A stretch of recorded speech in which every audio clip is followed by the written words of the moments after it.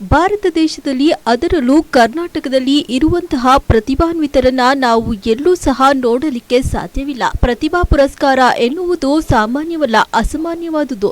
ಮಕ್ಕಳಲ್ಲಿ ಇರುವಂತಹ ಪ್ರತಿಭೆಯನ್ನ ಗುರುತಿಸಿ, ಗೌರವಿಸಿ, ಸನ್ಮಾನಿಸಿ, ಪ್ರೋತ್ಸಾಹಿಸಿ, ಮಕ್ಕಳ ಪ್ರತಿಭೆಗೆ ತಕ್ಕಂತ ಪಠ್ಯ ಸಲಕರಣೆಗಳನ್ನ ಕೊಡುಗೆಯಾಗಿ ನೀಡುವುದರಿಂದ ಮಕ್ಕಳು ಓದುವುದರ ಜೊತೆಗೆ ಸಾಧನೆ ಮಾಡುವ ಸಂಕಲ್ಪವನ್ನ ತೊಡುತ್ತಾರೆ ಎಂದು ಶಾಸಕ ಟಿ.ಬಿ. ಜಯಚಂದ್ರ ಶಿರಾದಲ್ಲಿ ತಿಳಿಸಿದರು. ಶಿರಾನಗರದ ಕರ್ನಾಟಕ ರಾಜ್ಯ ಸರ್ಕಾರಿ ನೌಕರರ ಸಂಘದ ಸಭಾಂಗಣದಲ್ಲಿ ಆಯೋಜಿಸಲಾಗಿದ್ದ ಪ್ರತಿಭಾ ಪುರಸ್ಕಾರ ಕಾರ್ಯಕ್ರಮವನ್ನ ಉದ್ದೇಶಿಸಿ ಮಾತನಾಡಿದ ಅವರು, ಭಾರತ ದೇಶದಲ್ಲಿ ಅಂತಾರಾಷ್ಟ್ರೀಯ ಮಟ್ಟದಲ್ಲಿ ಮುಂದಿನ ಭವಿಷ್ಯದ ಸಾಧಕರನ್ನಾಗಿ ಮಾಡಬೇಕು. ಪ್ರತಿಭಾ ಪುರಸ್ಕಾರ ಎನ್ನುವುದು ಮಕ್ಕಳ ಶಿಕ್ಷಣಕ್ಕೆ ನೀಡುವ ಒಂದು ದೊಡ್ಡ ಶಕ್ತಿ ಹಾಗೂ ಸಾಧನೆಗೆ ದಾರಿದೀಪ. ಅಮೆರಿಕಾದಂತಹ ದೈತ್ಯ ಶಕ್ತಿಯನ್ನ ಮಣಿಸಬೇಕಾದರೆ ನಮ್ಮ ಮಕ್ಕಳನ್ನ ವಿದ್ಯಾವಂತರನ್ನಾಗಿ ಮಾಡಿ ಸಂಶೋಧನೆಯ ಕಡೆ ತೊಡಗಿಸಿಕೊಳ್ಳುವಂತಹ ಆಸಕ್ತಿಯನ್ನ ಮಕ್ಕಳಲ್ಲಿ ನಾವೆಲ್ಲ ತುಂಬಿ ಗುಣಮಟ್ಟದ ಶಿಕ್ಷಣವನ್ನ ನೀಡಬೇಕಿದೆ ಎಂದರು. ಈ ಸಂದರ್ಭದಲ್ಲಿ ಶಿರಾ ತಾಲೂಕು ಸರ್ಕಾರಿ ನೌಕರರ ಸಂಘದ ಅಧ್ಯಕ್ಷ ಆರ್ ನಾಗರಾಜ್, ನೌಕರರ ಸಂಘದ ಗೌರವಾಧ್ಯಕ್ಷ,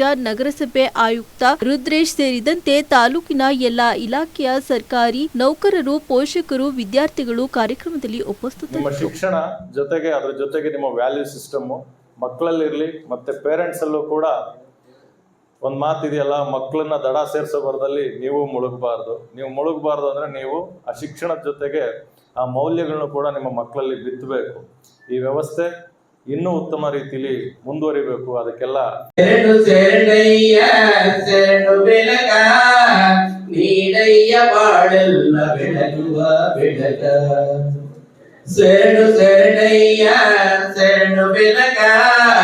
ನೀಡಯ್ಯ ಬಾಳೆಲ್ಲ ಬೆಳಗುವ ಬೆಳಗ, ನಿನ್ನ ನಂಬಿದ ಜನಕ್ಕೆ ಇದು ದಯ್ಯ ಎಲ್ಲ ಸುಖ, ತಂದೆ ಕಾಯೋ ನಮ್ಮ ಕರಿಮುಖ.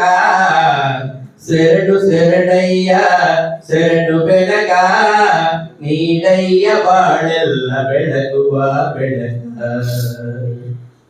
ಎಲ್ಲರೂ ಒಂದಾಗಿ ನಿನ್ನ ನಮಿಸಿದಲಿಯೋದು ನೋಡೋಕೆ ಜನ್ನ, ಎಲ್ಲರೂ ಒಂದಾಗಿ ನಿನ್ನ.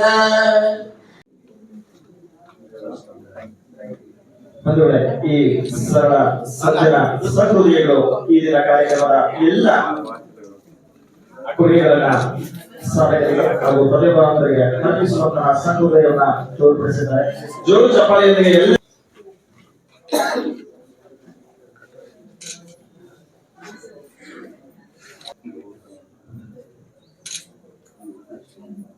ಧನ್ಯವಾದಗಳು ಸರ್.